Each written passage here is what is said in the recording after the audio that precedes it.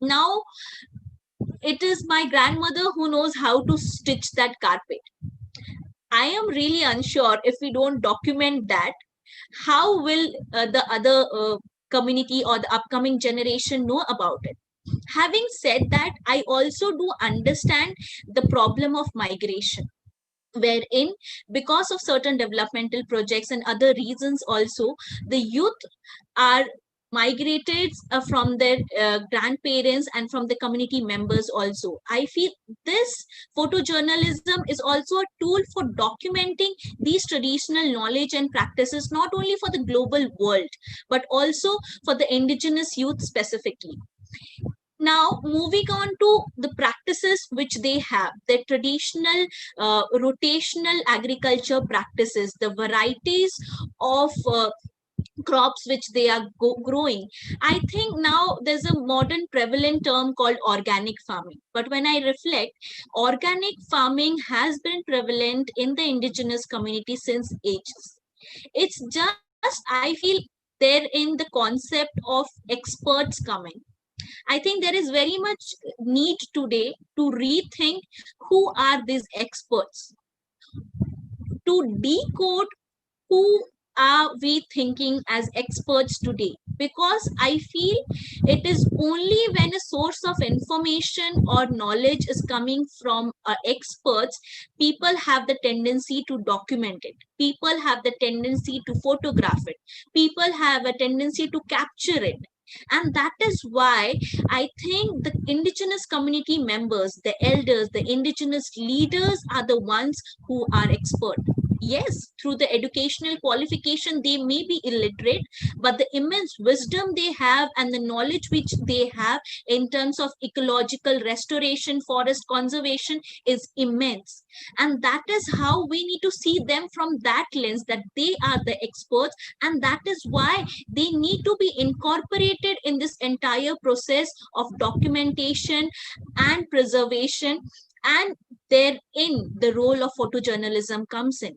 Now, going further deeper, I strongly feel when we talk about photojournalism or any kind of journalism for that matter, I feel it is very important that free, prior, and informed consent of the indigenous communities is taken. Because most of the time, because of the traditional knowledge and practices and how it has a positive impact towards climate action, there has been a tendency to capture those through photography as well.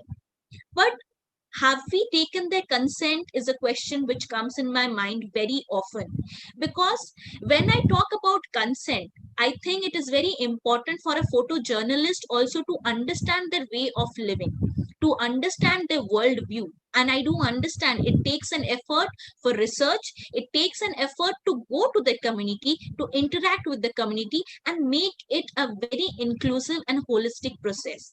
And that is why I feel it is very important that free, prior, informed consent is taken. And next thing, I also feel that when we emphasize about photojournalism of documenting these traditional culture practices, I think the quotient of respect needs to be there, because we need to understand that we all come from various ethnicity and culturally diversity. What is sustainable for me may not be sustainable for you. What ethically is good for me may not be ethically good for you. But when you are capturing or documenting of the tribal communities or of the indigenous communities, a journalist or a photojournalist needs to make effort that they are understanding their perspective, their values, their feelings attached to the traditional knowledge and practices or the cultures. Because ultimately, I think it is very important that the photo which will be out, which will be clicked, it is not the mere photo or material which the photographer has taken, but it should also be seen as the output of the indigenous communities or of the person whom the photo is taken, so that I feel equally the photo of the person of the area which has been taken is equally happy and supportive along with the photojournalist who has taken, wherein I feel that is very important to sit together and do a dialogue where enables understanding, a dialogue where removes all the prejudice, a dialogue which enables the similar way of understanding. Because if those prior efforts are not there before taking that photography, the I feel that will not be able to reach out to the end product. That end product is moving towards a collective action, and therefore I feel photojournalism is a source of collective action and is a medium of collective action, and hence we need to incorporate the indigenous communities, the people those who are photographed, the peoples whose areas are photographed, and the person who is taking the photograph.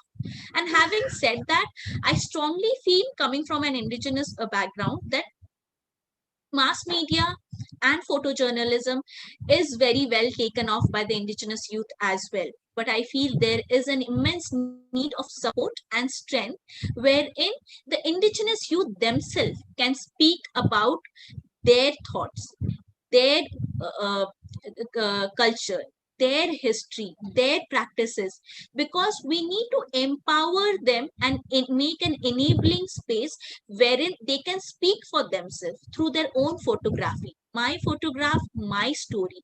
And that is what I also would like to say to all the youth, those who have joined here. It's photojournalism is a very important tool, and given the digital movement which we are seeing globally, it is a very important tool to capture and to get to know information about a lot of issues and challenges, or possibles a best solution pertaining to climate action across the globe. It also helps us to understand what is happening in the other parts of the globe. But at the same time, I also feel there is a need to institutionalize these efforts by the photojournalists, those who are taking these efforts, because I feel it is very important to ensure safe spaces, enabling spaces for the photojournalists, those who are working, because they are the ones who are bringing us the grassroots reality or the ground truthing report. And hence, I feel it is very important to encourage photojournalists and to enable them to in a more safer environment. So this is what I would like to say. And the last line which I would like to say is, every action can be made into a collective action. So thus, I feel photojournalism is a mode of collective action for climate action. Thank you. Thank you, Archana, for your lovely talk. And do you have time for one or two questions of Yes. our audience? Okay. So our moderator, Tara Sibi, will ask you the questions of our audiences. Hello, Archana. We are very happy to hear how brilliantly you blend the indigenous community and the thoughts of global climate concepts and photography. And now we move on to our first question. Would you tell us the importance of indigenous women or people to control the climate change? Please tell us more about it. Yeah, so if we talk about the IPBES report, so it says that the indigenous community members are contributing towards forest protection and biodiversity restoration. And but they are the ones who are most affected by the climate crisis. So then I feel that is why, their rights over the land and forest needs to be recognized, and they need to be secured, because only when the indigenous community members will be secured, they will be able to continue their traditional knowledge and practices and their way of forest protection. What are the ways of forest protection? Because given the limited time, I'll just share one example where women and the communities protecting the forest. So here in Odisha, there is a forest conservation practice called Thenga Pali. So Thenga means stick and Pali means turns.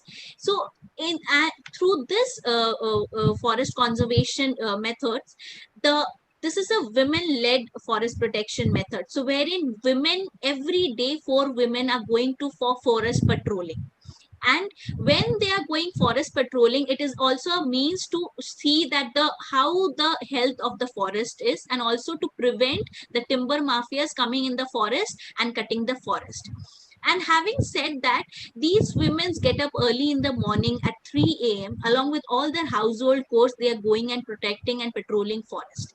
Now the reason is we need to reflect why this women or the indigenous communities are protecting the forest. They are protecting the forest because for them this is the life and identity, and they know that if they are not living a sustainable way of living with the forest, then they themselves will not be sustained. And when every day they are coming back after forest patrolling, and then they are giving the stick to another 4 women, and in that way rotationally the entire village women are protecting the forest there. And as a result of this forest protection, initially when in 1970s there was timber felling and immense number of forest destruction, now the forest cover has increased here in Odisha. We have a question from our fellow teacher, that is Neenu. That is, what is your opinion on Amazon rainforest destruction? I could Do not for, hear it. what is your opinion on Amazon rainforest destruction? Do photojournalists have something to do with that? Yeah, I think photojournalism has an important role to play in that, in Amazon forest destruction, because I think what photojournalism can do is to bring narrative, is to bring perspective of the people.